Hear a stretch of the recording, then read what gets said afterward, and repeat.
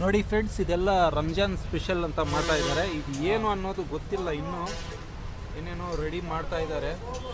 ನೋಡಿ, ಇದು ಏನಪ್ಪ ಅಡುಗೆ ಅನ್ನೋದು ಗೊತ್ತಿಲ್ಲ. ನೋಡಿ, ಈ ಥರ ಡಿಸೈನ್ ಆಗಿದೆ ಏನೇನು. ಇದನ್ನೆಲ್ಲ ನೋಡಿ ಈ ಥರ ಮಾಡ್ತಾರೆ. ನೋಡಿ, ಇದೊಂದು ಐಟಮ್ಮು. ಇದು ಬಂದು ಸಮೋಸಗಳಿಗೆ. ನೋಡಿ, ಇದು ಪೇಣಿ ಅಂತಾರೆ. ಅಯ್ಯೋ ಬೋಲ್ ನಾನಿ.